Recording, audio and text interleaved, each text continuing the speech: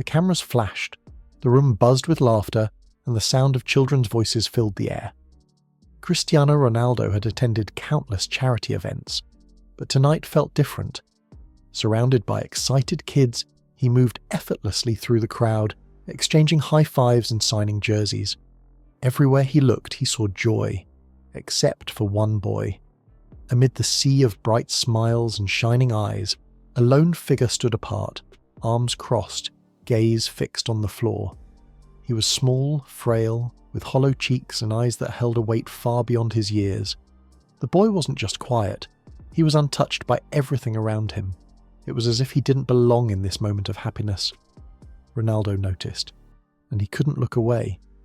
Something about the boy pulled at him, a feeling he couldn't quite explain. He had met children who were shy, nervous, even overwhelmed by his presence, but this was different. This boy wasn't starstruck, he wasn't scared. He was distant, as if his mind was trapped somewhere far from this place. Ronaldo's curiosity grew. He had spent his life studying opponents, reading body language, predicting movements before they happened. Right now, he wasn't looking at a young fan. He was looking at a mystery he had to solve. Stepping away from the crowd, Ronaldo made his way toward him. The boy didn't move, he didn't flinch. Even as one of the greatest footballers in history approached, he stood still, arms locked in place, his face unreadable. Ronaldo knelt beside him, his voice soft but direct. "What's your name, champ?" No response. The boy's lips pressed into a thin line, his fingers curling into his sleeves. Ronaldo tried again, flashing the smile that had won over millions. Not a fan of football? Still nothing. The boy barely looked at him. A voice cut in from behind them, soft yet weighted with emotion. "His name is Enzo." Ronaldo turned to see an older woman standing a few steps away, Enzo's grandmother. Her face was lined with years of quiet resilience. Her silver-streaked hair pulled back neatly, though a few stray strands framed her weary eyes. She offered a small, apologetic smile, but the sorrow behind it was unmistakable.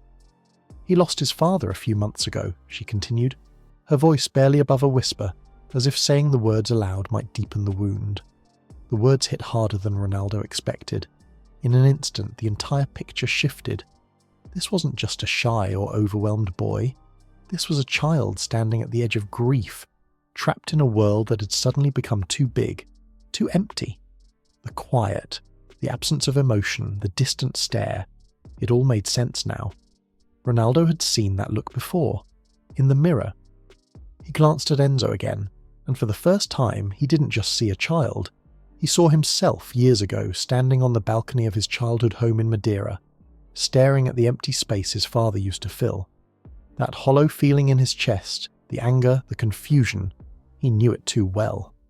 Ronaldo swallowed hard. "I see," he said, but the words felt small, almost inadequate. What could he possibly say to a boy who had lost the person who was supposed to guide him, the person who was supposed to watch him grow? He understood this pain all too well. Enzo didn't look up. He remained still, his fingers gripping the fabric of his sleeves as if holding on for dear life. It was a child's reflex, an instinct to shrink away from a world that had already taken too much. Ronaldo had been there, and he wasn't about to walk away. "I lost my father too," Ronaldo said quietly. For the first time, Enzo moved. It was barely a shift, just the slightest tilt of his head, but Ronaldo noticed, a crack in the armour, a flicker of recognition. "So," he continued, "he never got to see me win my first Ballon d'Or, never got to see me play for Real Madrid." He paused, his voice lower now, like he was sharing a secret. "You know what hurt the most? I couldn't say goodbye." The room around them faded. The cameras, the noise, the flashing lights, none of it mattered. Just two people, bound by an invisible thread of loss. Enzo's voice was barely above a whisper when he finally spoke. "I didn't get to say goodbye either." Ronaldo nodded, his heart aching for this child who carried too much grief for his small frame. "It never stops hurting," he admitted. "But you know what my father wanted for me? To keep going, to be strong even when it felt impossible." He studied Enzo's face. "What did your father want for you?" Enzo hesitated. For a moment, Ronaldo thought he wouldn't answer. Then, in a voice so small it almost got lost in the air, he said, "To play football." It was as if something shifted between them, a connection made. Ronaldo saw himself in this boy. the same hunger, the same wound that hadn't healed. "Then let's make that happen," he said. Enzo's brow furrowed in confusion. "What do you mean?" Ronaldo smiled, but this time it wasn't for the cameras. "I mean, you're not alone in this." The next few days moved quickly, a whirlwind of phone calls, meetings, and careful planning. Ronaldo didn't hesitate. This wasn't just a fleeting moment of sympathy. He had made a decision, and when Cristiano Ronaldo made a decision, he saw it through. His team sprang into action, reaching out to some of the best youth academies in Portugal, inquiring about spaces, trial opportunities, and the right environment where Enzo could thrive. Within hours, arrangements were being made, but Ronaldo knew that logistics alone weren't enough. This was about more than just placing Enzo in the right system. It was about lifting him out of the shadows of his grief and showing him that a different future was possible. A personal trainer was selected, someone who specialized in young athletes, not just for their physical training, but for their mental resilience. Ronaldo made sure Enzo had access to the same world-class facilities used by professionals, ensuring that he wasn't just being helped, he was being set up for success. Private coaching sessions were arranged, focusing not just on technique but on confidence, decision-making, and the belief that he belonged on that field.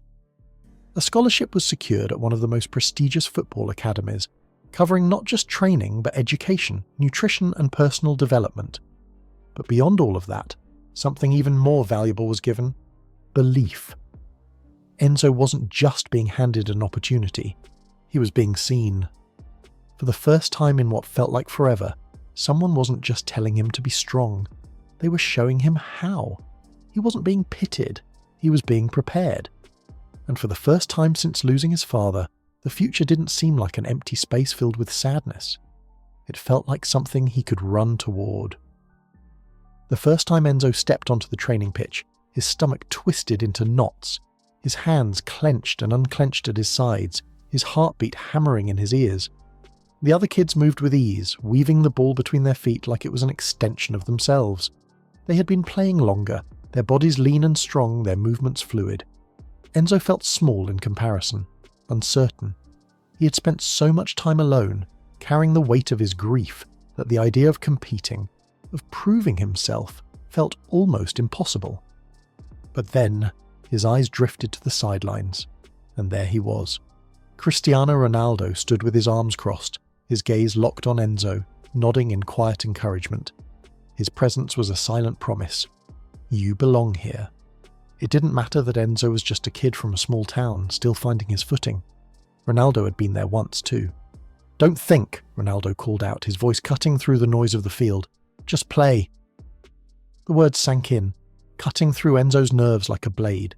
He took a deep breath, exhaled, and let go.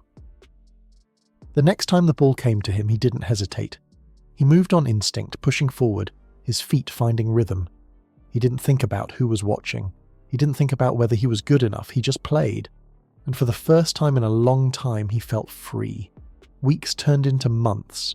The frail, quiet boy who wouldn't smile was changing. His movements became sharper, his confidence stronger, but more importantly, his spirit began to heal. And then the day came, his first match. Ronaldo sat in the stands, disguised under a cap, watching closely. Enzo looked smaller than the other players, but he carried something they didn't. A fire in his eyes, a reason to fight. The game was intense, and with minutes left on the clock, Enzo got his chance. A perfect pass came his way. Time slowed. He took the shot. The ball soared through the air and slammed into the back of the net. A goal. The stadium erupted. His teammates swarmed him. But Enzo didn't celebrate right away. Instead, he looked up, his chest rising and falling with heavy breaths. And then, for the first time since Ronaldo had met him, Enzo smiled. A real, bright, unguarded smile. And as he lifted his fingers to the sky in tribute to his father, Ronaldo felt something deep in his chest, a lump in his throat. He had won Champions Leagues, Ballon d'Ors, but this moment? This was something greater. Because sometimes the greatest victories aren't won on the field. They're won in the hearts of those who refuse to give up,